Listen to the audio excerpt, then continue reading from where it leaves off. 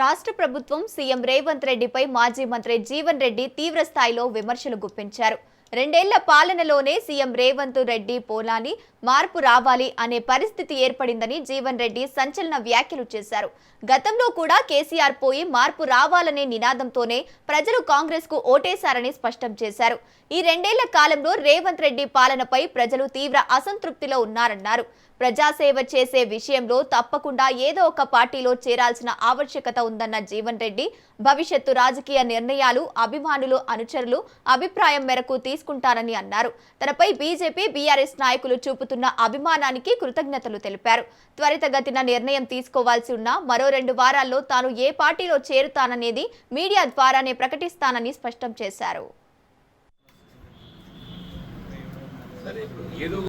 చేరాల్సిందేనే ఏ పార్టీలో చేరుతాం అనేది ఏదైతుందో నిర్ణయం మీ ద్వారానే తెలుపుతా అని చెప్పింది నేను. ఇప్పుడు ఒకప్పుడు ఏదైతున్నదో ఆనాడు మార్పు రావాలి కేసీఆర్ పోవాలి అనే నినాదంతో ముందుకు పోయినాం. ఇవాళ పరిస్థితి చూస్తుంటే మార్పు రావాలి రేవంత్ రెడ్డి పోవాలనే నినాదం వస్తుందని చెప్పంటారు. పరిస్థితి ఆనాటికి నన్ను మార్పు చూడండి అంటారు మీరు. ఆనాడు మార్పు రావాలి కేసీఆర్ పోవాలనే నినాదంతో ముందుకు పోతే ఇవాళ ఏమొస్తుంది నినాదం మార్పు రావాలి రేవంత్ రెడ్డి పోవాలనే కాడికి వచ్చింది. కేవలం 2 సంవత్సరాల కాలం మన ఎన్నికలు చేసినటువంటి వాగ్దానాలు నెరవేర్చులో ఏదైతుందో మన ప్రజల ఆకాంక్షల మేరకు ఏదైతుందో నెరవేర్చలేకపోతున్నాం. కాబట్టి this is one of the example. ఇలా ప్రాజెక్టుల నిర్వహణ అనేది ప్రధానమంటున్నది.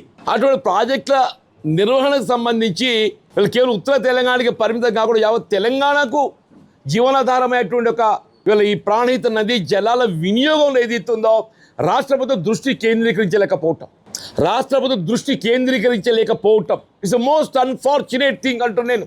కేవలం ఉమ్మడి కరీంనగర్ జిల్లానే కాదు, ఉమ్మడి కరీంనగర్ జిల్లాతో పాటుగా మీకు మెదక్ కానీ నిజామాబాద్ ఇప్పుడు flood flow canal reverse pumping ఉందా,